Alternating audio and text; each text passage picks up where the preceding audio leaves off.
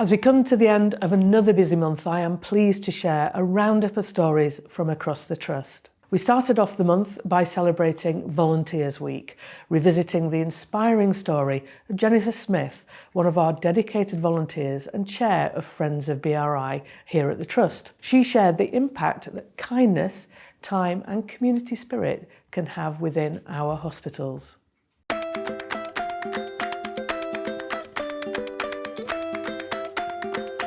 Started working the tea bar and then went on to do knitting, where I saw all the baby knitwear out, and I have been here for 20 years.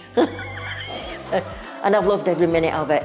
When I get here, I can meet all sorts of different people, and you can chat with them, you can have a laugh with them. The dads in waiting are sometimes really nervous, so you just have to try to have a little chat with them, make them smile. Some of the neonatal parents, they will be here for probably a few weeks at a time while the baby grows, but you get to know them week by week. And then if you see them at the end of the journey, they'll come and see you and you have a look at the baby and say, oh, and say, take care and good luck. Thank you, Jennifer. This month, we also heard from our dermatology team about the importance of early detection of skin cancer and the simple steps that we can all take to prevent sun damage. Early detection significantly improves treatment outcomes and chances of survival for our patients. We advise our patient at least once a month to check their moles. So they can use the ABCDE to do this. A for asymmetry, if two halves differ in shape.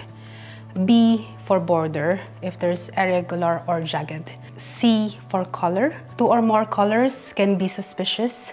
So if there's any uneven, patchy, and D, diameter. So any diameter of at least 6 millimeter. And E, evolving, change in size, shape, or color. If patients have any of this sign, it's better to see the GP.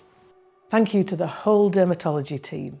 This month's podcast was the second of 2 episodes that were recorded live at our 2025 Thrive conference, bringing together a panel of colleagues for a conversation on the theme belonging through the ages, past, present and future. We heard personal reflections on what belonging means at different stages of both life and career, and why creating a sense of belonging is so vital to building strong, purpose-driven teams. Everything I've ever done is, I'm not more important than you, but I need you, all of you together to work. So you got to make it clear what your goal is so we can take everyone on that journey together with them. And then they can also realize that there's more to them, that they didn't realize they had these abilities. So something that I've always been keen on is trying to allow people that sometimes don't have a voice to be able to have a voice, to then grow from where they think they can get to further than that. So it's about unlocking potential in people that they otherwise wouldn't have had. Thank you to you all for your valuable insights and contributions to this discussion. Finally, here's a look at some other exciting things that have been happening around the Trust this month.